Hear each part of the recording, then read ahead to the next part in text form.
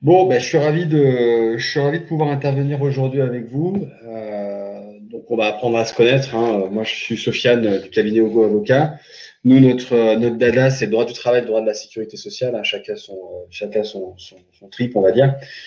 Nous, ce qu'on aime, c'est accompagner justement les chefs d'entreprise dans la gestion de leur personnel et dans tout ce qui est paye, tout ce qui est URSSAF, etc. C'est des choses très techniques qui peuvent paraître très rébarbatifs, mais en fait qui sont très importantes pour toutes les entreprises, parce que derrière les coûts, quand on se plante, sont juste faramineux. Donc c'est toujours bien de savoir un peu où est-ce qu'on met les pieds. Nous, l'objectif avec Game Only, c'est essayer de vous apporter un peu de conseils sur des thématiques assez récurrentes pour vous. Donc on commence par la sous-traitance, parce qu'on sait que dans les domaines comme le jeu vidéo, mais vous n'êtes pas le seul domaine, il y a beaucoup de questions relatives à la sous-traitance. Et donc, ce qu'on va essayer de voir aujourd'hui, c'est d'un point de vue, j'entends bien encore une fois, droit du travail, hein. Moi, tout ce qui est droit commercial, droit pénal, machin, je n'y comprends rien, je n'y connais rien. C'est chacun sa spécialité. Comme vous, en fait, en jeu vidéo, il y a justement de l'ultra spécialisation. Euh, et donc, c'est ça qui est important, c'est justement de partir de cette ultra spécialisation pour vous apporter on va dire, des bons réflexes et savoir un peu où est-ce que vous mettez les pieds quand, en tant que chef d'entreprise ou en tant que même de sous-traitant, hein, parce que vous pouvez vice-versa, soit faire appel à de la sous-traitance, soit vous-même être sous-traitant.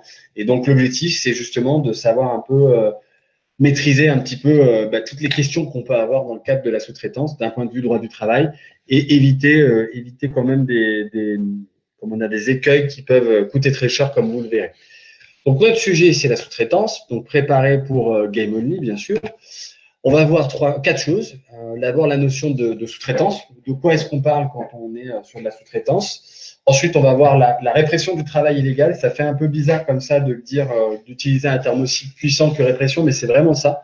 Vous verrez qu'il y a un arsenal assez important sur la répression du travail illégal, dont justement la question de la sous-traitance sera abordée parce que on peut se retrouver en fait en travail illégal quand on est sur du prêt de main-d'œuvre illicite. Vous verrez de quoi est-ce que je parle tout à l'heure quand on parle de prêt de main-d'œuvre illicite. Ensuite, je vous parlerai donc, comment garantir finalement la licéité de l'opération de sous-traitance, encore une fois d'un point de vue droit du travail. Et puis l'obligation de vigilance, qui est une obligation que toutes les entreprises ont quand elles font appel à des sous-traitants. Elles ont l'obligation de vérifier un certain nombre de choses.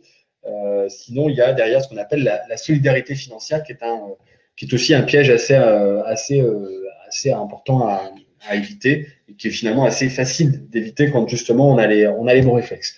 L'objectif aujourd'hui, c'est d'être dans l'interaction. Je sais que c'est pas facile quand on est à distance. Moi, j'ai l'habitude maintenant, je le fais depuis le coronavirus, je le fais systématiquement. Je suis dispo là sur le chat. Donc, s'il y a un moment donné, il y a une question, il y a quelque chose que j'ai dit que vous ne comprenez pas, vous n'hésitez surtout pas justement à m'interrompre. Et derrière, on abordera le point pour que vous puissiez essayer d'avoir un éclaircissement. Je ne dis pas que j'ai réponse à tout, j'ai réponse à beaucoup de choses. Vous pouvez essayer de me piéger, mais normalement, ça va, je me débrouille bien. Donc, n'hésitez pas, si c'est pas clair, on s'arrête. Je ne vais pas vous parler de droit, hein. L'objectif, c'est l'article machin du code, vous en foutez. L'objectif, c'est vraiment de parler clair, limpide, et que derrière, vous ayez quand même quelques bons réflexes pour vous et pour la suite du développement. Je sais qu'en plus, vous n'êtes pas tous et toutes au même stade de développement, et c'est ça qui est intéressant, c'est la richesse de Game Only. C'est justement de rassembler des gens, des projets qui ne sont pas du tout au même stade, puisqu'on a des gens qui ont déjà des entreprises structurées, d'autres qui viennent de créer leur entreprise, d'autres qui sont en train de grandir. Et c'est ça qui est d'ailleurs qui est vraiment sympa. Donc, d'abord, on va commencer par le commencement, à savoir quand on parle de sous-traitance, on parle de quoi parle-t-on? Bon, la sous-traitance, c'est pas compliqué. Vous voyez, on a fait un petit schéma. Il y a le maître d'ouvrage qui est en fait le vrai client derrière tout ça, qui fait appel à une entreprise pour réaliser une prestation. Et la même entreprise fait appel à un sous-traitant pour gérer telle ou telle partie de la prestation. Donc, on a un entrepreneur qui gère globalement la prestation et qui va faire appel à un ou plusieurs sous-traitants pour pouvoir l'accompagner dans le cadre de cette prestation. C'est une vraie prestation de service. C'est ça l'idée de la sous-traitance. Et effectivement, dans l'optique de fournir quelque chose à un client final qu'on ne voit pas forcément toujours, mais qui est celui qui a fait la commande à la base. Donc, l'idée, c'est qu'on va avoir un contrat dans tout ça. On verra tout à l'heure de quoi est-ce qu'il s'agit, justement, un contrat commercial entre l'entreprise, l'entrepreneur principal et l'entreprise sous-traitance, mais également aussi entre le maître d'ouvrage et l'entrepreneur principal. Généralement, les maîtres d'ouvrage aiment bien quand même avoir des éléments valider en fait finalement un peu les sous-traitants avec qui leur entrepreneur va travailler. Mais voilà, l'idée c'est une opération un peu globale où tout le monde va être là pour fournir un service, fournir quelque chose, une activité. Vous allez voir pourquoi est-ce que c'est important et pourquoi est-ce qu'on peut avoir justement un vrai problème dans le cadre de la sous-traitance. Justement, on va mettre les pieds dans le plat directement. Ce qu'il faut en fait avoir conscience, c'est que l'objectif de la sous-traitance, c'est pas de prêter du personnel. C'est pas de prêter du personnel, c'est d'apporter quelque chose. Apporter, l'objectif, c'est de réaliser une vraie activité et non pas simplement de mettre à disposition du personnel. Quand on est sur de la mise à disposition du personnel, et c'est pour ça qu'on va parler de travail légal, et la sous-traitance, c'est pas évident, surtout quand on travaille avec des auto-entrepreneurs. Là, on peut avoir un vrai problématique de simplement du prêt de main-d'œuvre illicite ou encore du travail illégal, du travail dissimulé. C'est que finalement, et vous allez voir, je vais pas juste parler de la sous-traitance, je vais parler d'une manière générale de la prestation de service. C'est que quand on fait appel à une autre entreprise, on se demande toujours si ce qui va être proposé, c'est juste, je vous mets à disposition de la main-d'œuvre parce que j'ai pas la possibilité d'avoir cette manœuvre en interne, j'ai pas recruté, j'ai pas fait appel à du CDD, ou si j'ai un véritable apport de la part de mon entreprise. Et c'est ça la différence fondamentale entre simplement je vous mets de la disposition de la main-d'œuvre, ce qui ça n'est pas permis. Je peux pas juste faire du prêt de main-d'œuvre et gagner de l'argent sur ce prêt de main-d'œuvre. C'est pas possible, c'est pas permis en dehors des clous. Les clous, c'est l'intérim. Travail temporaire, effectivement, le principe du travail temporaire, c'est que vous avez une boîte d'intérim qui va mettre à disposition du personnel parce que l'entreprise a besoin de tel personnel pour telle mission. Et dans ce cadre-là, l'entreprise de travail temporaire va se rémunérer sur le personnel qu'elle met à disposition, puis elle va gérer tout le papier, toute la paperasse, tout le dossier administratif qu'il peut y avoir. Ça, c'est le cadre du prêt de main-d'œuvre en France. Le prêt de main-d'œuvre, il est autorisé dans deux situations. La première situation, c'est l'intérim, où je me fais de l'argent. Et la deuxième situation, c'est le prêt de main-d'œuvre à titre gratuit, c'est-à-dire que j'ai une entreprise A qui prête sa main-d'œuvre à l'entreprise B, mais qui ne gagne pas d'argent sur le dos de l'entreprise B. D'accord ? Donc ça, c'est le prêt de main-d'œuvre. Et justement, pour le distinguer de la sous-traitance, il faut que dans la sous-traitance, on ait cette notion que, en fait, je ne vous prête pas juste de la main-d'œuvre, j'apporte quelque chose à votre entreprise, quelque chose, des compétences, ça peut être des compétences, et souvent c'est le cas pour vous dans le domaine du jeu vidéo, j'apporte quelque chose de plus qui fait que on va le distinguer justement du simple prêt de main-d'œuvre qui lui, comme vous l'avez compris, n'est pas autorisé en dehors de deux situations que j'ai dites. Et puis il y a une deuxième chose que j'ai pas abordé là dans le cadre des schémas que vous voyez pas ici, mais qui est important, c'est le travail dissimulé quand on a recours à des auto-entrepreneurs. Mais vous allez voir qu'on a les mêmes obligations dans ce cadre-là. Et parce qu'en fait, des auto-entrepreneurs, on se dit toujours, c'est peut-être pas du prêt de main-d'œuvre, mais c'est du faux salariat. Vous en avez entendu forcément parler.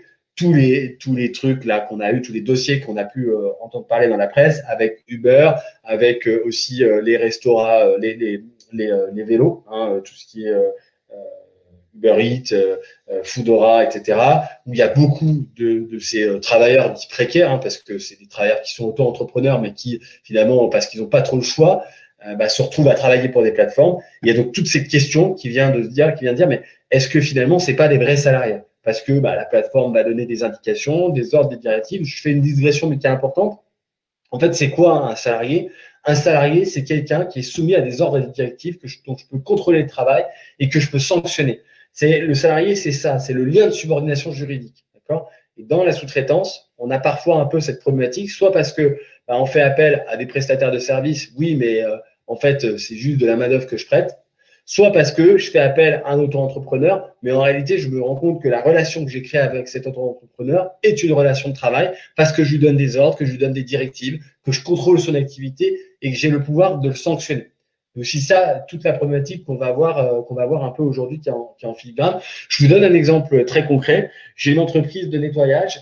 Dans le cadre de mon entreprise de nettoyage, je travaille qu'avec des syndics de copropriété. Donc, je nettoie des halls d'immeubles. D'accord ? Dans le cadre de mon entreprise, j'ai 10 salariés mais je travaille aussi parfois avec d'autres personnes qui sont des auto-entrepreneurs. D'accord ? Des auto-entrepreneurs qui vont faire exactement le même travail que justement mes salariés.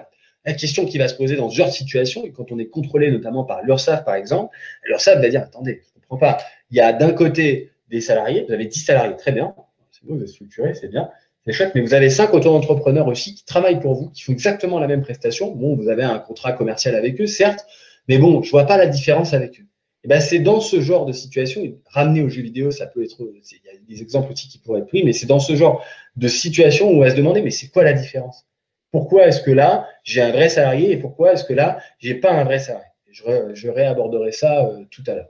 L'intérêt de la sous-traitance, il est évident pour vous et pour tous les domaines comme les vôtres, c'est qu'on va diminuer les coûts, on va diminuer les risques de défaillance technique parce qu'en fait, on va faire appel à des gens qui sont justement fiables parce qu'ils sont hyper spécialisés. On va aussi flexibiliser notre production parce que finalement, j'ai pas de salariés, donc je fais appel à une autre boîte. Donc la boîte, globalement, c'est à elle si je fais appel à elle, c'est ma cliente, c'est à elle de se débrouiller pour me sortir le produit en temps et en heure.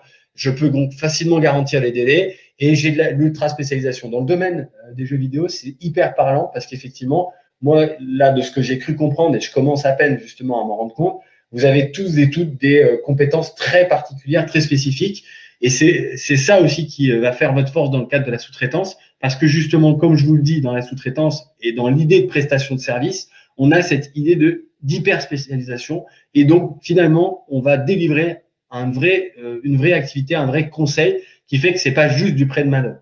Je vais avoir de la matière grise qui va être apportée ou de la technicité qui va être apportée. Alors, peut-être via des logiciels, peu importe, mais je vais avoir de la technicité qui va être apportée, qui va faire la différence avec juste le prêt de main-d'œuvre. C'est ça l'intérêt aussi des domaines comme les vôtres où on a une hyper spécialisation. C'est beaucoup plus compliqué pour une entreprise de nettoyage où globalement, nettoyer, c'est toujours la même chose. Voilà, ça c'est pour un aperçu global. Vous avez compris que la sous-traitance, le principe, c'est que j'ai un client A qui fait appel à une entreprise B et cette même entreprise B, elle fait appel à un sous-traitant pour l'accompagner, donc à une entreprise C finalement, pour pouvoir bosser et finalement délivrer la prestation finale au client. Donc vous, dans le domaine des jeux vidéo, c'est assez facile. On a un client qui commande un jeu, et ben il y a plein de gens qui vont travailler sur ce jeu et vous avez certainement quelqu'un qui va gérer globalement la délivrance, le produit final. Donc voilà un peu comment fonctionne la sous-traitance. La répression, je suis obligé de vous parler de ça. C'est quoi la répression du travail illégal? Travail illégal, c'est toutes les formes de travail illégal, il y en a beaucoup. Il y a le prêt de main-d'œuvre illicite qu'on a vu, c'est-à-dire que j'ai une entreprise, je suis une entreprise moi, d'accord, et je fais appel à une autre entreprise simplement qu'elle me prête des salariés. Et cette entreprise se fait de l'argent sur ce prêt de salariés. Ça, c'est pas possible, c'est pas autorisé. C'est ce qu'on appelle justement le prêt de main-d'œuvre illicite et qui est difficile à distinguer avec la sous-traitance. Vous verrez qu'en fait, c'est pas si difficile que ça. Vous avez d'autres formes de travail illégal. Vous avez notamment le travail dissimulé. Je vous en ai parlé avec les auto-entrepreneurs. Je fais appel à un auto-entrepreneur parce que finalement, j'avais besoin justement de main-d'œuvre. Là, ça peut être aussi de la sous-traitance, peu importe, finalement, peu importe le nom à la fin, c'est que ça peut être du travail dissimulé. Ça peut être du travail dissimulé parce que là, pour le coup, c'est pas un prêt de main-d'œuvre parce que je fais juste appel à un autre entrepreneur. Donc, si je fais appel à un autre entrepreneur, il me met pas à disposition du personnel vu que lui, il est déjà par principe tout seul. Donc, c'est un auto-entrepreneur qui vient bosser pour moi dans le cadre d'une opération de sous-traitance et qui va, du coup, derrière, finalement, en réalité, être un vrai salarié. Pour X ou Y raison, on va considérer que c'est un vrai salarié. Je vous démontrerai par A plus B comment est-ce qu'on peut considérer que c'est un vrai salarié. Eh bien, ces formes-là de travail, ce sont des formes de travail illégal, que ce soit de prêt de main-d'œuvre illicite ou que ce soit du travail dissimulé. Ce sont des formes de travail illégal et ces formes de travail illégal, elles sont toutes finalement sanctionnées de la même manière. Le travail illégal, comme je vous l'ai dit, il est protéiforme, on a plusieurs manières de le déceler. Et la problématique, c'est que qui peut agir dans ce cadre-là? Il y a beaucoup de gens qui peuvent vous contrôler. On a les inspecteurs de contrôle contrôle du travail, donc tout simplement les inspecteurs dont on a l'habitude d'entendre parler, les inspecteurs de la directe, etc. On a l'URSSAF, bien sûr, et on a aussi les officiers et agents de police judiciaire. Sachez que au niveau de la police nationale et de la gendarmerie nationale, il y a des brigades spécifiques maintenant qui sont composées d'anciens, de personnes bien formées sur des questions de procédure, etc., et qui ont pour objectif de déceler le travail illégal. Le travail illégal, alors, est dans tous les domaines. Il y a des plans de contrôle qui sont établis au niveau national pour aller déceler le travail illégal, et ça peut se faire dans tous les domaines, hein, et le jeu vidéo n'est bien évidemment pas épargné. Vous n'êtes pas tout le monde peut être sujet à ces plans de contrôle pour justement garantir qu'il y ait une juste concurrence. L'objectif, c'est de garantir deux choses, une juste concurrence entre les entreprises et puis aussi sanctionner les comportements qui viendraient éluder finalement le droit du travail. Voilà, c'est vraiment le double objectif qui est soumis. Et la problématique dans ce type de dossier que nous, on peut avoir au cabinet, c'est que les pouvoirs qui sont accordés à ces agents sont très importants. Ils peuvent aller faire des auditions d'employeurs, auditions aussi d'autres personnes, hein, globalement. Autant toutes les personnes finalement qui pourraient avoir des informations intéressantes au sujet de l'enquête qui aurait lieu sur le travail illégal, obtention de documents, notamment des données informatisées ou documents et informations détenus par des tiers, hein, carrément, ayant des relations juridiques et économiques avec l'entreprise contrôlée. Donc, vous voyez qu'il y a un potentiel qui est important. Je ne veux pas vous faire peur, hein, ce n'est pas l'objectif, c'est simplement que vous ayez conscience que là, aujourd'hui, l'État vraiment ne rigole plus sur tout ce qui est justement travail dissimulé, prêt de manœuvre illicite. Et en fait, on a un arsenal juridique qui est juste énormissime. Nous, on a parfois des dossiers où vous avez un dossier prud'homme parce que le salarié la personne va considérer qu'elle était en réalité salariée, un auto-entrepreneur. Vous avez l'URSSAF qui vient dessus, vous avez des sanctions administratives et vous avez aussi du pénal. Ça part dans tous les sens. Et justement, donc, les sanctions. Le travail illégal est sanctionné en France, même fortement sanctionné. Je ne vous ai pas mis toutes les sanctions, mais par exemple, sanction pénale, emprisonnement possible de jusqu'à 2 ans de prison et une amende de 30 000 euros. Alors ça ne vient bien évidemment que dans des opérations où on a clairement voulu dissimuler l'emploi, clairement fait mochement du travail dissimulé. C'est pas, vous êtes pas vraiment concerné. C'est vraiment quand on a des opérations où effectivement on a bien des montages très particuliers où on va avoir des gens vraiment malhonnêtes et là on va être poursuivi par le procureur de la République. Bon, ça c'est pas tous les jours, mais c'est important de le connaître. De redressement URSSAF, par contre ça pour le coup c'est une vérité. On va requalifier en prêt de manœuvre illicite ou en travail dissimulé. Là c'est la réintégration des rémunérations versées en salaire avec une majoration de 25% et une annulation des réductions, exonérations et réductions de cotisations patronales et aussi la problématique de la solidarité financière. Alors ça veut dire quoi? J'ai fait appel à des sous-traitants, d'accord? J'ai fait appel à un sous-traitant. Il se trouve qu'en réalité, la relation, elle est requalifiée en prêt de manœuvre illicite. Ou alors, j'ai fait appel à un auto-entrepreneur, d'accord? Et c'est requalifié en prêt de manœuvre illicite. Je vais pouvoir avoir, donc par exemple, si je fais appel à un auto-entrepreneur, l'URSSAF va considérer qu'en réalité, les prestations qu'il m'a fournies, ce sont des vraies prestations de travail. Donc, on va déjà être redressé avec une majoration forfaitaire, puisque du coup, on n'a jamais eu de cotisation de sécurité sociale sur les prestations que nous a facturées l'auto-entrepreneur. D'accord? Lui, il nous a facturé, par exemple, 1 000 euros TTC par mois. Eh bien, ces 1 000 euros TTC, on va les prendre comme base de cotisation et vous allez payer des cotisations URSSAF dessus, plus une majoration de 25%. Je vous laisse imaginer la facture à la fin. Et je vais avoir aussi une annulation des exonérations et réductions de cotisations patronales. Ça fait très, très mal.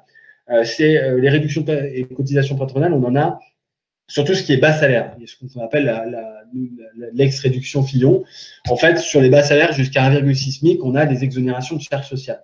Eh bien, quand on a un contrôle sur le travail dissimulé ou sur le prêt de manœuvre illicite, peu importe, et qu'effectivement, on a un redressement URSSAF à la clé, eh bien, toutes les exonérations dont j'ai pu bénéficier, qui peuvent parfois représenter des centaines de milliers d'euros, voire plusieurs millions d'euros, en fonction de la taille des effectifs de l'entreprise, eh bien, je vais avoir un redressement, une annulation de ces exonérations.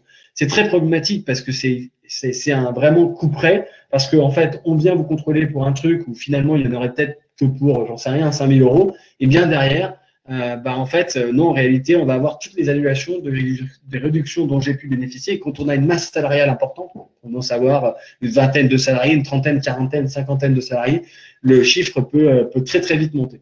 Solidarité financière, j'en parlerai tout à l'heure. Donc là, je fais juste une parenthèse très rapide. Si je fais appel à un sous-traitant que je n'ai pas regardé mon obligation de vigilance, vous verrez de quoi il s'agit tout à l'heure, je peux être amené à payer la dette que doit mon sous-traitant. Ça fait mal.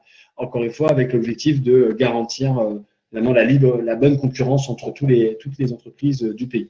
Donc, redressement URSSAF, il peut être potentiellement très cher, il peut coûter vraiment très très cher aux entreprises. On peut monter très rapidement. Là, dans un des dossiers auxquels je pense, on a sur 2 années, on a eu un contrôle sur 2 années avec un système justement où on avait faisait appel on va dire à un volant d'une dizaine d'auto-entrepreneurs. Et bien le redressement à la clé, il est quand même de 150 000 euros. Donc, vous voyez, il y a de quoi quand même faire mal et faire vaciller une entreprise assez rapidement. D'où l'intérêt justement de savoir où est-ce qu'on met les pieds, de quoi est-ce qu'on parle quand on bosse avec un auto-entrepreneur ou quand on bosse avec un sous-traitant qui est une vraie entreprise. Qu'est-ce qu'il faut savoir pour éviter ce genre de situation. Contentieux conseil de prud'homme. Donc, contentieux conseil de prud'homme, effectivement, on a un auto-entrepreneur avec lequel on travaille. Moi, je pense à un directeur commercial d'un de mes clients avec qui on a bossé pendant 4 ans. Et bien, cet auto-entrepreneur, à la fin de la relation, a décidé de mettre fin à la relation et de retrouver un emploi salarié. Et il a considéré que pendant 4 années où on a travaillé avec lui, eh bien, on était en réalité dans une situation de travail, de vrai travail. Même s'il y avait un contrat qui avait été conclu avec lui, il y a un vrai contrat commercial qui avait été conclu avec lui, eh bien lui a considéré qu'en réalité, il était soumis à des ordres et des directives, à un contrôle, à des sanctions, et par voie de conséquence, il avait en réalité eu un vrai travail pour nous et que donc il était salarié.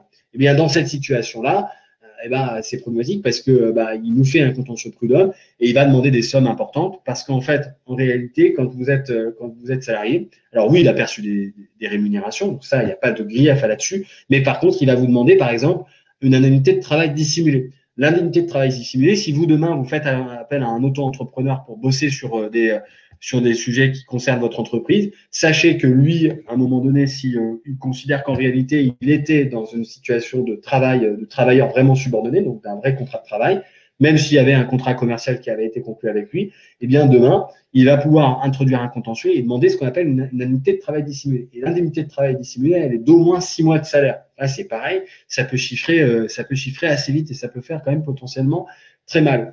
Donc, c'est pour ça que c'est important aussi de bien baliser les choses avant de bosser avec un auto-entrepreneur ou encore avant de bosser avec un sous-traitant. Sanctions administratives, puisque en France, on aime bien les sanctions. Remboursement des aides publiques, fermeture temporaire de l'établissement, inéligibilité temporaire au marché public. Donc là, c'est pareil, c'est jackpot. Moi, j'ai vraiment eu des dossiers comme ça où, à la fin, on a tout gagné parce qu'il y avait des vices de forme dans tous les sens et qu'ils n'avaient pas bien mené leur sanction. Mais à la base, on s'est quand même tapé une sanction administrative avec fermeture temporaire de l'établissement pendant 15 jours, remboursement aussi, des demandes de remboursement d'aide publique qu'avait perçu l'entreprise, des demandes de la part de l'URSSAF. Bref, on avait tout dans tous les sens. Donc, ça peut faire mal, ça peut être assez violent et mal vécu par les chefs d'entreprise, on le comprend, parce que finalement, vous faites les choses, vous êtes concentré sur votre business et vous ne pensez pas à tout ce que vous devez finalement observer, tout ce que vous devez respecter pour éviter d'avoir ces sanctions. Et je voulais quand même que vous ayez ce tableau-là, non pas pour vous dire que demain, c'est ce qui vous arrivera, mais pour éviter que demain, ça vous arrive. Encore une fois, l'objectif, c'est de savoir, OK, je bosse avec un auto-entrepreneur ou je bosse avec une entreprise. Il y a une relation, une prestation de service. Est-ce qu'on est vraiment dans une prestation de service? Qu'est-ce qu'il ne faut pas faire pour justement se retrouver dans une situation où finalement on n'est pas sur une vraie prestation de service? Donc, et éviter justement cette petite image fortement sympathique de la prison. Donc, on passe sur les sanctions. Est-ce que est-ce que là vous avez des questions? Est-ce qu'à ce stade, pour l'instant, c'est clair pour vous? Je me fais une petite pause pour savoir si c'est clair pour vous. Ok, bon, si c'est clair, top. Donc, l'objectif, c'est de parler de la licéité de l'opération. Je fais appel à une entreprise, d'accord, sous-traitante. Comment est-ce que ça marche? Qu'est-ce qu'il faut que D'abord, comment est-ce que je fais pour être quasiment sûr et certain que j'aurai pas de risque de prêt de main-d'œuvre illicite? Je vais aller un peu plus loin, même si c'est pas l'objet du sujet d'aujourd'hui, mais je préfère quand même en parler. Je fais appel à un auto-entrepreneur.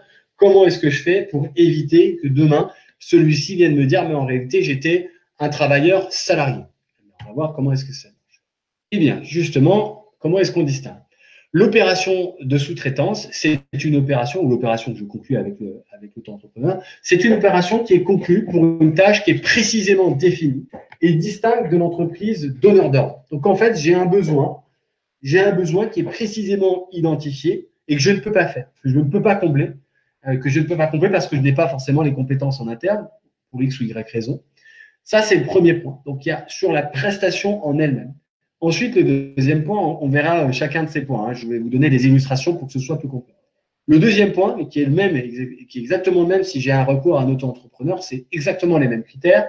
J'ai l'absence de lien de subordination juridique. Je vous en ai parlé du lien de subordination juridique, je reviendrai dessus. Et puis, le troisième point, une utilisation par le sous-traitant ou l'auto-entrepreneur de son matériel et une rémunération forfaitaire. Ça, c'est les trois critères importants pour matérialiser l'opération et faire en sorte que demain, il n'y ait pas de risque de prêt de main-d'œuvre illicite ou de travail dissimulé quand on recourt à un auto-entrepreneur. Une prestation définie. Ah, oui, une prestation qui est définie, c'est important d'avoir une prestation qui est précisément définie.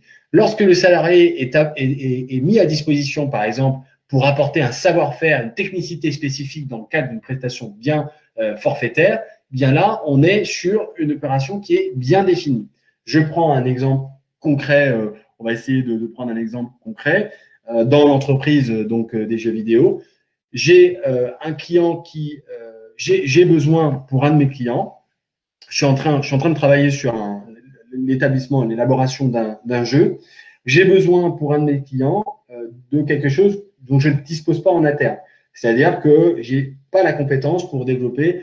J'ai besoin d'un développeur pour tel ou tel sujet. Une entreprise qui vienne m'aider sur tel sujet. Eh bien là, on va avoir un vrai apport. Même si les salariés, par exemple, de cette entreprise viennent travailler au sein de mon entreprise, ça ne posera pas de difficulté si effectivement j'ai un vrai apport intellectuel, un vrai apport métier, un vrai apport conseil de la part de cette entreprise. D'accord ? Là, ici, on est dans la caractérisation d'une activité qui est précise, qui n'est pas juste je te mets à disposition des salariés parce que tu as besoin de manœuvre et que tu n'as pas à recruter les bonnes personnes. On a cette idée de la matière grise qu'on met à disposition de l'entreprise.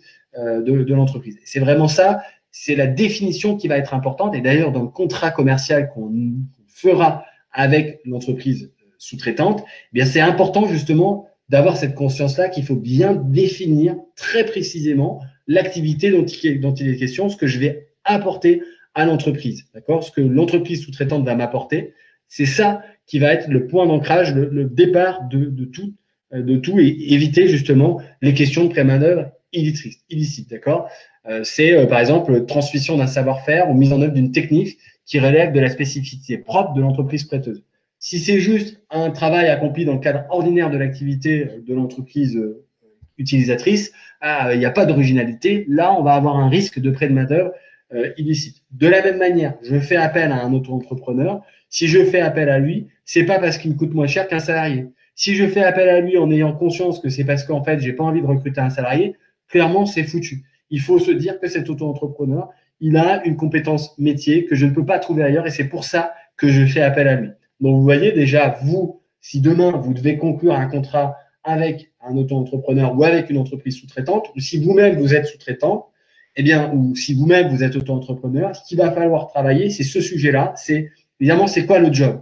Je vais travailler sur ça. Le job, c'est pas mettre des salariés, c'est pas mettre du temps. C'est j'apporte une spécificité, une technique, quelque chose de particulier. Et ça, il n'y a pas besoin d'un avocat pour ça. Dans le sens où il n'y a pas besoin de quelqu'un qui vous accompagne sur ce sujet-là. Peut-être pour les mots, il va falloir effectivement trouver un contrat et peut-être l'élaborer avec une expertise juridique. Peut-être pour ça, effectivement. Mais pour autant, je pense que le premier sujet, c'est vous qui êtes capable de le faire parce que c'est vous les chefs d'entreprise et donc c'est vous qui êtes capable justement de mettre les bons mots sur ce que vous allez apporter. Est-ce que c'est clair pour vous? Parce que pour moi, c'est essentiel que vous compreniez ce premier point, de se dire que c'est vraiment, j'apporte pas des bras, j'apporte une expertise métier. Comme ça me permet aussi de brancher mon ordi parce que dans une minute, j'ai plus de batterie.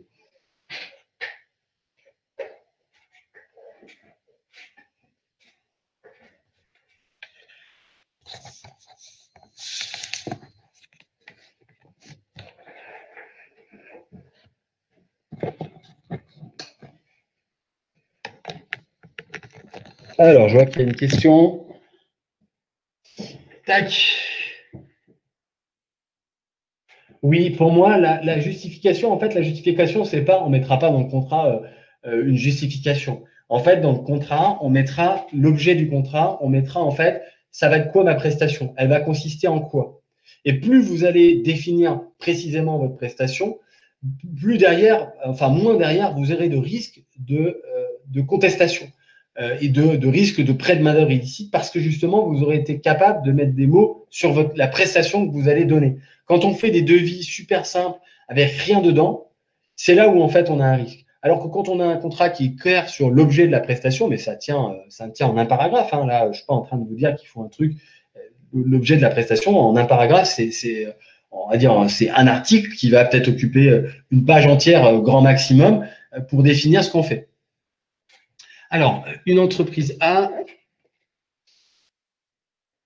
Alors, donc justement, il n'est pas possible de louer de la main-d'œuvre en entreprise, à part si on le fait à titre gratuit. C'est-à-dire que vous avez un copain qui est chef d'entreprise dans le jeu vidéo, vous connaissez bien une autre boîte dans le jeu vidéo, elle va pouvoir vous prêter de la main-d'œuvre, il n'y aura pas de problème, mais dès lors qu'il n'y a pas de rémunération dessus. C'est-à-dire qu'il n'y a que l'intérim, il n'y a que les boîtes d'intérim qui ont le droit de se faire de l'argent sur le prêt de main-d'œuvre.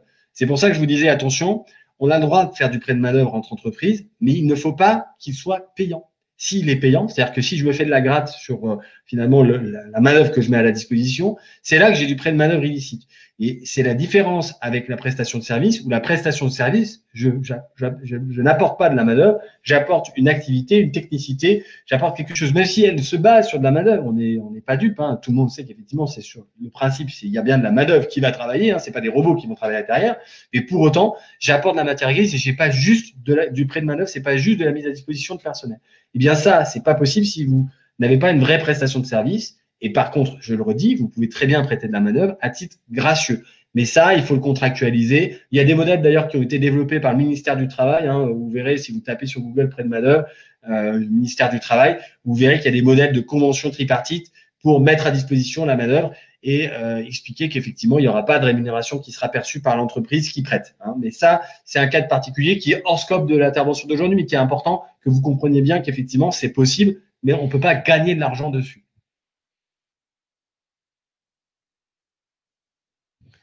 Alors, le sous-traitant chinois, oui, peu importe en fait. Alors, le sous-traitant chinois, il est basé en France ou il est basé en Chine? Parce que ça aussi, avec la sous-traitance étrangère, c'est encore un peu plus compliqué. Mais oui, c'est la même idée, c'est la même principe. Bon, avec le sous-traitant chinois, c'est pareil. Il va falloir effectivement définir les choses de manière précise pour éviter qu'on vienne nous dire c'est du prêt de main-d'œuvre illicite. Pareil. Donc, je rebondis juste sur la question un peu plus complexe au début. Une entreprise A du jeu vidéo fait appel à une entreprise B pour avoir de la main-d'œuvre. Les salariés de l'entreprise B présents physiquement toute l'année de l'entreprise A, les salariés de l'entreprise B n'ont aucun lien avec l'entreprise B, mais reçoivent toutes des directives de l'entreprise A. Ah, bah, c'est toute la problématique et ça, on va justement l'aborder juste après. Vous verrez que la frontière n'est pas toujours simple. On va justement regarder ça. Donc, je passe. Donc, premier point, vous l'avez compris, il faut définir précisément sur votre devis ou sur tout ce qui est document contractuel. Je ne sais pas comment est-ce que vous faites. J'imagine qu'il y a d'avoir un devis, peut-être parfois des contrats pour celles et ceux qui vont un peu plus loin dans le juridique. Mais l'idée, c'est vraiment que vous ayez, voilà, à un moment donné, un document qui soit consacré à la définition de l'activité et que ce ne soit pas du personnel qui soit mis à disposition. D'accord ? Ensuite, absence de lien de subordination juridique. L'absence de lien de subordination juridique, il y a plusieurs idées. Comme je vous l'ai dit tout à l'heure, le lien de subordination juridique, c'est quoi? C'est la possibilité de contrôler l'activité du salarié, de lui donner des ordres et des directives et de sanctionner son activité. Hein, le droit du travail, le contrat de travail, c'est un contrat très particulier parce que c'est un contrat, finalement, où c'est le seul où vous avez la possibilité de donner des ordres à quelqu'un. Quand vous êtes dans une relation contractuelle commerciale, votre co-contractant ne peut pas vous donner des ordres. Il peut contrôler un peu votre activité parce qu'effectivement, on va y avoir un cahier des charges, etc. Mais il ne peut en aucun cas vous sanctionner. Le contrat de travail, c'est exceptionnel. Vous pouvez mettre à pied à titre disciplinaire un salarié et ne pas le rémunérer parce qu'il a commis une faute. Ça n'existe pas, ça, ailleurs. Nulle part ailleurs, on a ce genre de choses.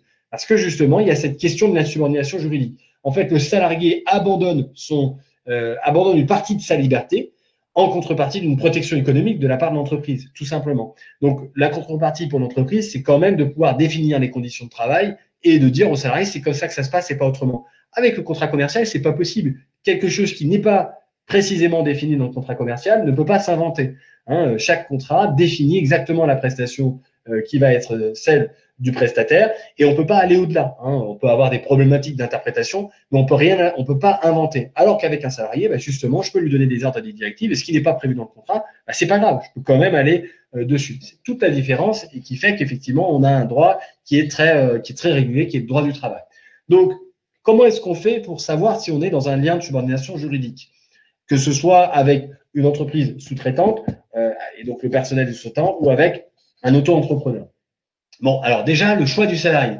Le sous-traitant, il doit impérativement être le seul à décider des salariés affectés à la tâche.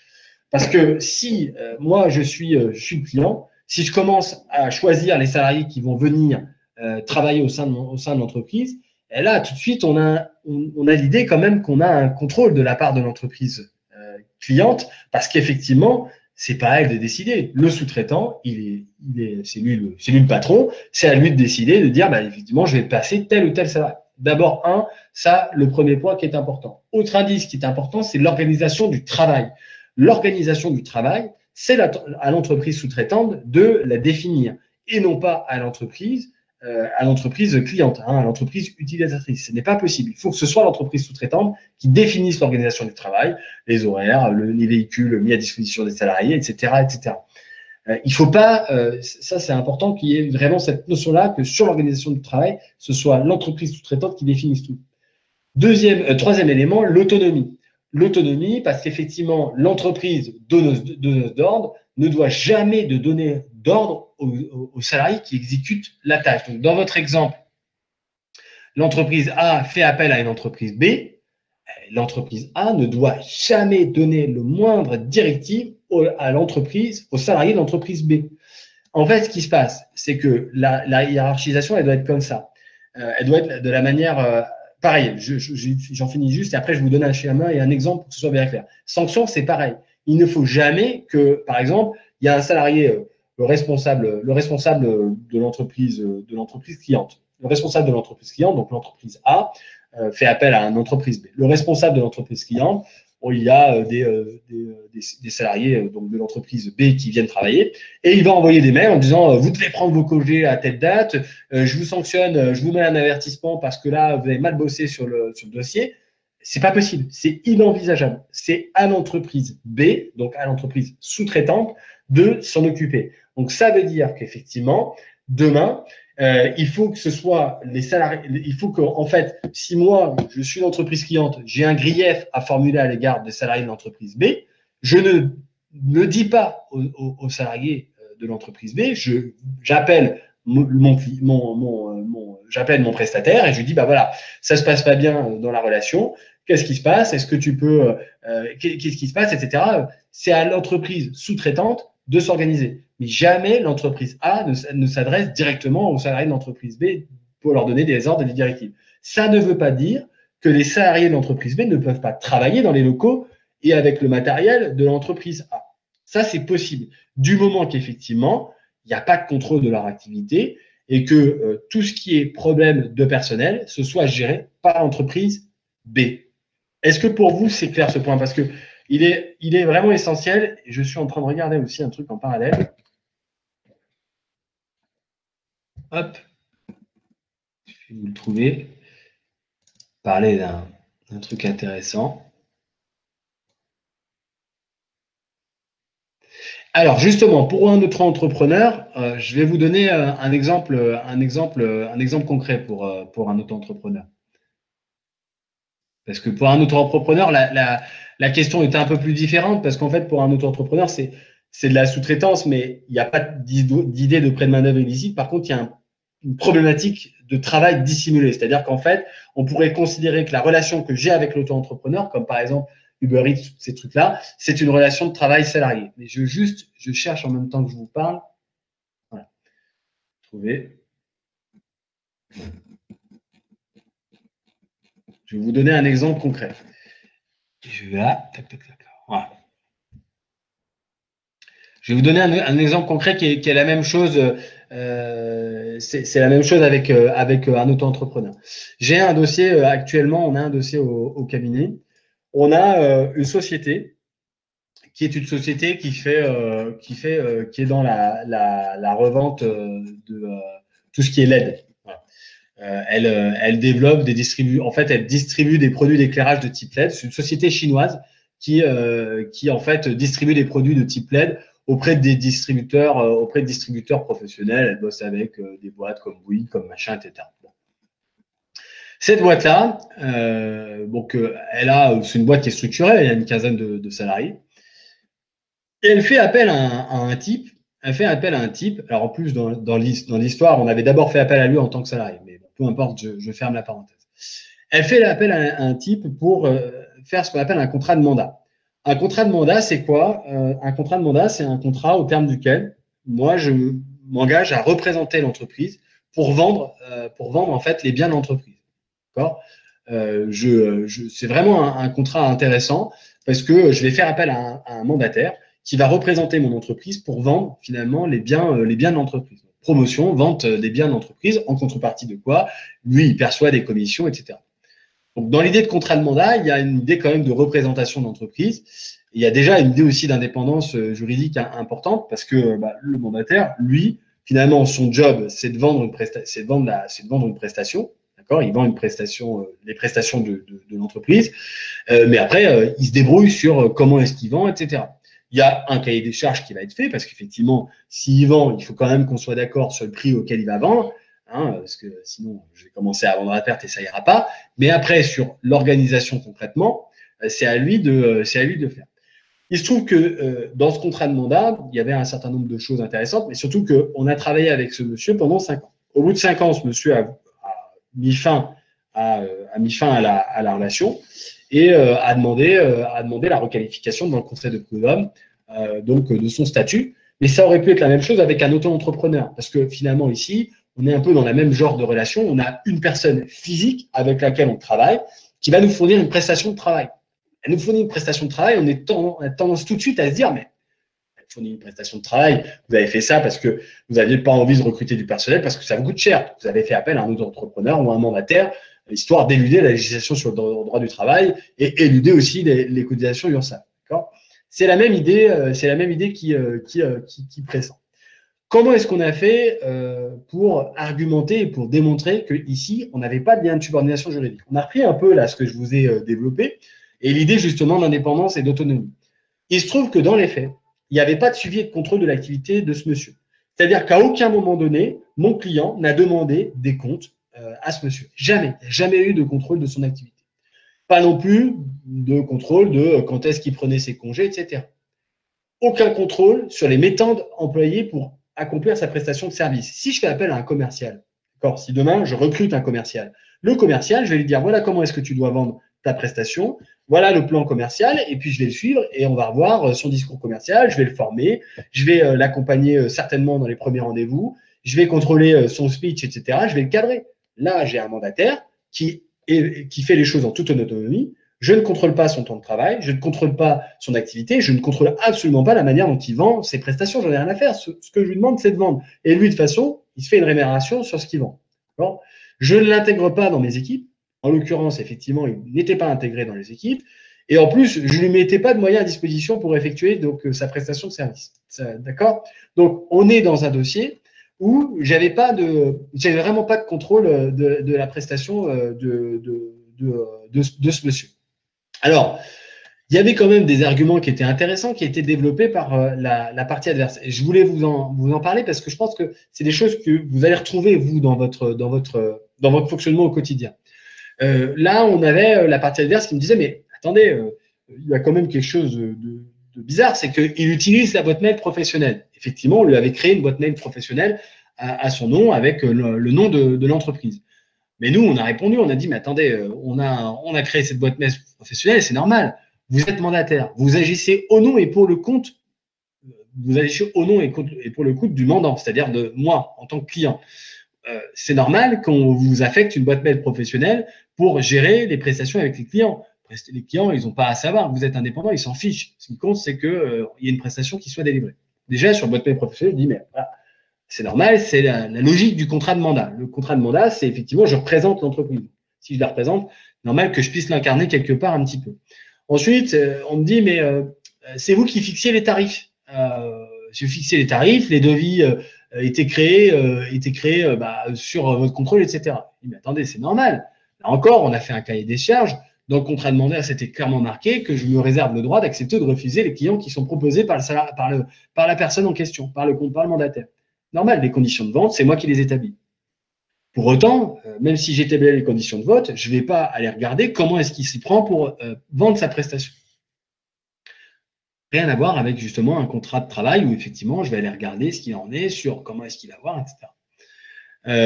Donc j'avais tout un tas d'arguments finalement qui étaient développés par cette personne sur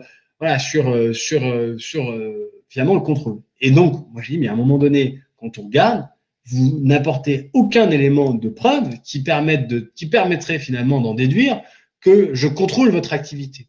Et c'est ça qui est important dans tous ces dossiers-là, dans votre prestation, que vous fassiez appel à un prestataire de service ou enfin une entreprise qui a des salariés ou un auto-entrepreneur, la vraie question, ça va être ça. Ça va être de se dire, est-ce que ici, j'ai un contrôle de la part de l'entreprise? Si j'ai pas de contrôle, si j'ai juste un cahier des charges qui définit globalement comment va se dérouler la prestation, pas me dire que je sois dans un prêt de manœuvre illicite ou dans du travail dissimulé.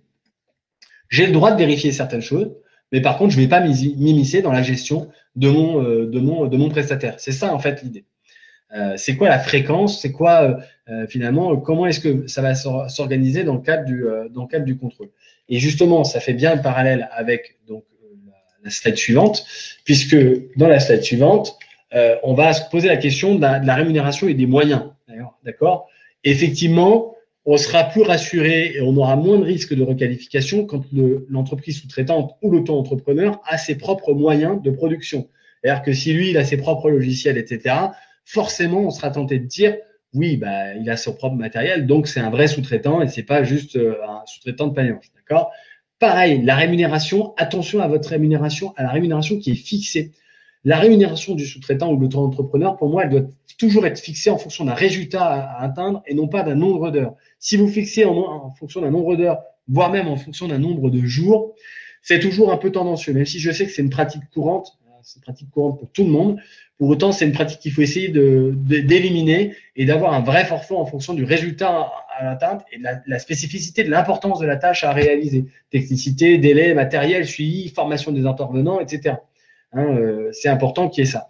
Et toujours qu'il y ait aussi, et ça on va voir, et je vais vous parler justement des clauses du contrat commercial qui moi m'intéressent, le fait que ce soit à l'auto-entrepreneur ou à l'entreprise sous-traitante, bien évidemment, d'assurer le risque de sa propre prestation.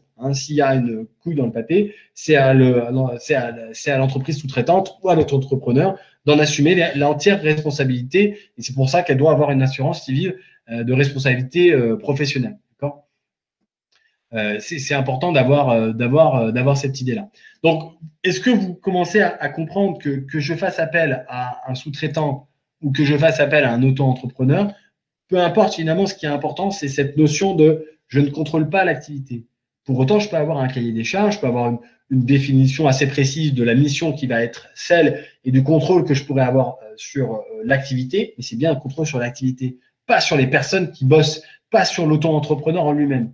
Est-ce que ça, vous comprenez l'idée?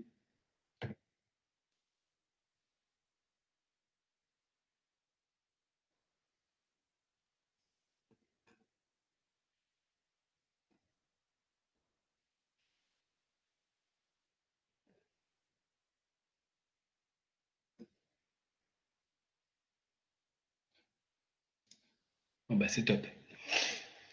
C'est vraiment toujours comme ça que ça se présente, c'est quel est le contrôle que je vais avoir lieu. Ça ne veut pas dire qu'on ne peut pas demander des comptes à son sous-traitant ou à son auto-entrepreneur.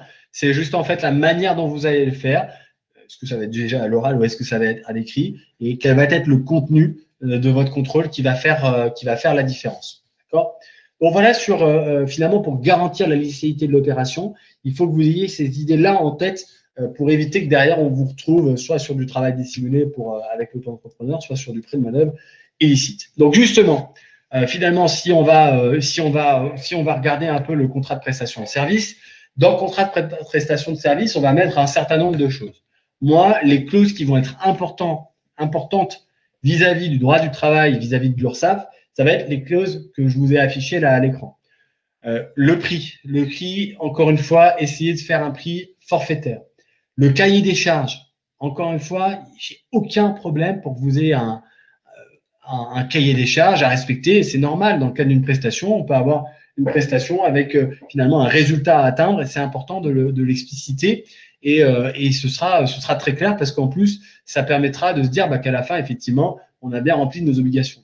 Cahier des charges, encore une fois, il n'y a aucun problème tant qu'encore une fois, on ne contre pas les salariés de l'entreprise sous-traitante. Assurance, c'est toujours un gage aussi d'indépendance. Effectivement, moi, j'ai toujours une petite clause dans les contrats commerciaux pour dire que que le sous-traitant ou l'auto-entrepreneur, en fait, est garant de la bonne exécution de la prestation de service. Ça me semble essentiel de le prévoir. Responsabilité aussi, de se dire que finalement, on a une clause de responsabilité qui explique bien quelle est la responsabilité du sous-traitant s'il y a une problématique. Pareil. Obligation sociale, on va en parler, c'est l'obligation de vigilance. C'est important d'avoir une clause qui mentionne l'existence de, finalement, est-ce qu'on a bien fait, justement, est-ce qu'on a bien respecté nos obligations sociales. Et généralement, on a une clause d'indépendance des parties. Je suis en train d'essayer de vous en chercher parce que je sais que j'en ai une pas loin. C'est juste, je ne me souviens plus pour qui. Si, voilà, j'ai trouvé. Tac. Voilà, je me l'ouvre. Indépendance des parties, c'est des trucs très simples. Si je prends l'exemple de l'indépendance des parties, tac.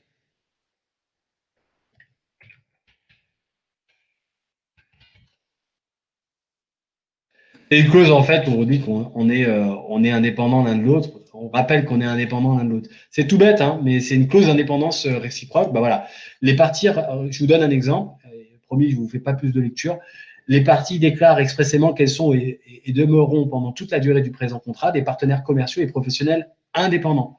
Il est expressément entendu entre les parties et que le prestataire agit en son nom propre et pour son nom propre, en qualité d'entrepreneur indépendant à l'exécution de ses obligations en application des stipulations du contrat.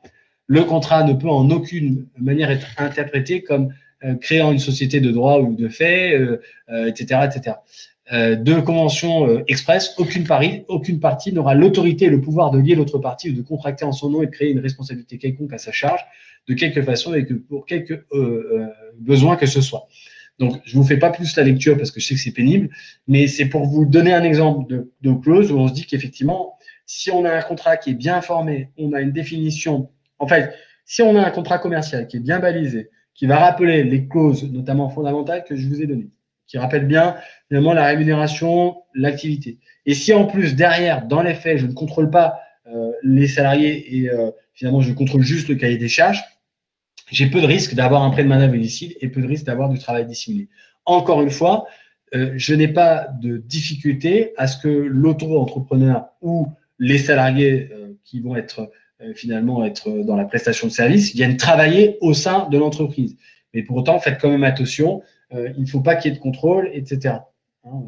Je n'ai pas de difficulté avec ça, même si c'est un indice qui joue en la faveur de l'URSSAF.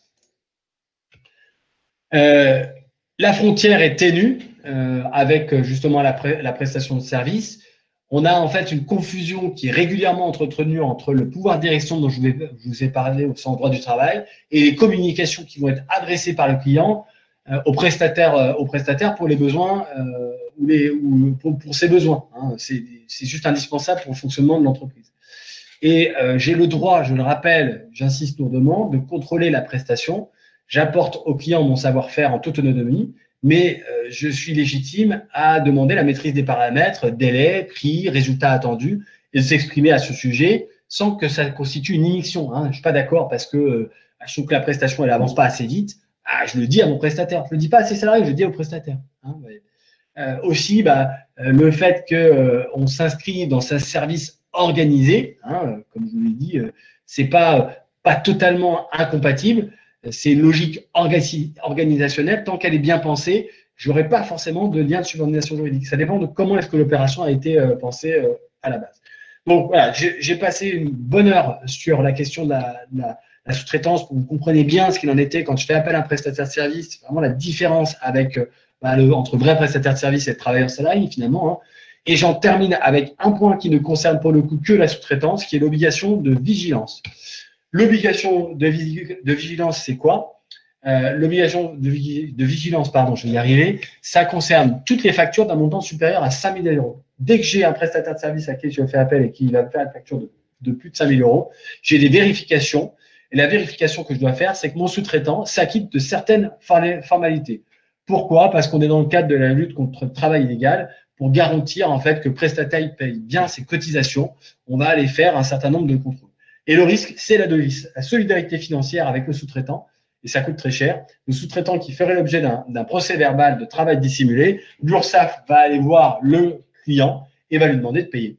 Et ça, c'est un petit peu dommage parce qu'en fait, vous allez voir que c'est juste des vérifications, finalement des facturations. C'est la facturation, c'est une facture d'un montant de 5 000 euros. Je n'ai pas de durée, c'est une facture d'un montant supérieur de 5 000 euros. Donc, vous allez voir qu'effectivement, cette obligation de sous-traitance, on a juste vraiment des bonnes. Bah non, parce qu'une facture de 2 000 euros par mois, c'est à mon avis, si c'est tous les mois, je sais pas. Il faudrait que je vérifie ça. Je vais juste vérifier en parallèle. J'essaie de vérifier là en même temps. Je vais vérifier tout de suite pour voir si une facture de 2 000 euros par mois. Et je pense que ça, on ne pourra pas y échapper. Hop. Bon, j'essaie de vérifier, je passe un petit peu et si j'ai pas la réponse, de toute façon, je l'enverrai à Game Only et puis ce que je ferai, c'est que ce que je vais faire, parce que là, j'aurai pas la possibilité de vérifier vraiment, je ferai la vérif dans mon coin et j'enverrai un mail à Mathilde pour vous donner la réponse, si ça vous va. Obligation de vigilance, document à contrôler. Donc justement, dans le cadre de l'obligation de vigilance, ce qui est important, c'est qu'est-ce que vous devez contrôler. Vous devez demander une attestation de vigilance URSSAF à votre sous-traitant. Vous verrez ce que c'est. J'ai mis un exemple dans le document. Il faut demander un extrait CABIS, la carte d'identification au répertoire des métiers, au récépissé de dépôt de déclaration auprès du CFE. Ça dépend avec qui on bosse, mais généralement c'est ça. La liste des salariés étrangers soumis à autorisation de travail. Vous êtes dans un domaine où il y a beaucoup de salariés étrangers. Attention à ça, parce que ça aussi, c'est compliqué, avec un certain nombre d'éléments. Donc, 3 points à contrôler, attestation de vigilance, extrait CABIS et liste des salariés étrangers soumis à autorisation de travail. Voilà mes points de contrôle. Vous allez voir que c'est un peu plus compliqué que ça. Bon, quand je contracte avec un étranger, je vais rapidement dessus. J'ai des points en fait à demander en plus en fonction de s'il est dans l'UE, pas dans l'UE. C'est dans le support, je passe un peu dessus parce que c'est un peu plus compliqué. Qu'est-ce que je dois faire par rapport à l'attestation de vigilance? J'attire vraiment votre attention dessus parce que l'attestation, il ne faut pas simplement la demander, il faut la vérifier. En fait, on demande une attestation de vigilance datant de moins de 6 mois et je la renouvelle d'ailleurs tous les 6 mois pendant la durée de la prestation.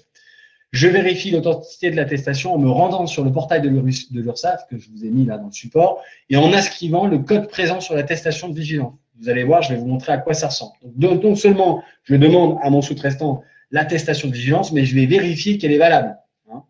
Comment est-ce que je vais vérifier qu'elle est valable? Voilà à quoi ça ressemble une attestation de vigilance, je vous ai mis. Et en fait, sur la gauche, vous avez un code de sécurité, et c'est ce code de sécurité qu'on va rentrer sur le portail qui est là et que vous pourrez cliquer dans le cadre du PowerPoint. Okay, donc voilà, je demande l'attestation et je vais vérifier l'authenticité de cette attestation. Bon là, j'ai donné la mienne par exemple. Vous voyez, c'est très simple avec c'est le code sécurité, voilà l'attestation, etc. Bon. Quels sont les risques de ne pas avoir fait tout ça? Imaginons que le sous-traitant fait du travail dissimulé parce que lui-même fait appel à des travailleurs auto-entrepreneurs qui sont en fait des vrais travailleurs. Et bien donc derrière, l'URSSAF va venir chercher la responsabilité du client, donc vous, qui avez fait appel à votre sous-traitant. Et là, c'est assez cher parce que on a paiement des impôts et taxes, taxes et cotisations obligatoires avec majoration des pénalités de retard, remboursement des sommes correspondant au montant des aides publiques dont le dit sous-traitant a bénéficié, et paiement des rémunérations, indemnités et charges dues par le sous-traitant. C'est d'où le principe de la solidarité financière. Donc en gros, pour juste de la paperasse, derrière, on se prend une claque financière monumentale. Donc l'obligation de sous-traitance, l'obligation de vigilance, elle est importante. Allez la contrôler, allez vérifier, ça ne demande pas longtemps. Alors sachez qu'il y a des gens qui vous proposent de le faire pour vous. Bon, moi, je trouve ça un peu dommage d'aller payer un gars pour faire ça. C'est pas compliqué, franchement, entre nous. Voilà, vous avez les éléments de réponse qui sont dans le PowerPoint. Si vous avez un doute, vous allez sur PowerPoint ou vous m'appelez. C'est pas compliqué à respecter. Donc, ça, c'est vraiment pour la particularité sous-traitance. Bon, si vous faites appel à des auto-entrepreneurs, allez quand même vérifier qu'ils sont immatriculés et allez leur demander cette attestation de vigilance quand même. Ça, pareil, que vous fassiez appel à une entreprise qui a des salariés ou juste à un auto-entrepreneur, allez systématiquement demander cette attestation de vigilance. Peu importe qu'il y ait des salariés ou pas, il faut demander l'attestation de vigilance. Ça, c'est super important. Et faire tout ce process qu'on vient de décrire. Bon, là, c'est juste une infographie que nous, on met à disposition. On fait beaucoup d'infographies pour simplifier et rendre les choses accessibles. Donc là, en 2 secondes, vous avez un résumé de ce qu'il faut savoir sur l'attestation de vigilance et l'obligation de vigilance. Voilà, moi j'en ai terminé avec ma présentation. J'espère pour vous que ça a été clair. Je regarderai, du coup Jérémy, je regarderai la question en cause, mais je pense qu'effectivement il faut le faire pour l'obligation de vigilance. J'espère que pour vous c'était clair, que vous avez compris un peu finalement la différence avec le travailleur salarié et le vrai prestataire. C'est les choses qui sont courantes chez vous. Améliorez vos contrats, améliorez vos devis, faites attention un peu à ce que vous faites. Et puis, je vous souhaite un bon appétit si vous n'avez pas encore mangé. Et puis, une très bonne journée. Puis, je vous reverrai du coup par la suite, soit dans le cadre des réunions de Gamoni ou d'autres interventions. Merci encore.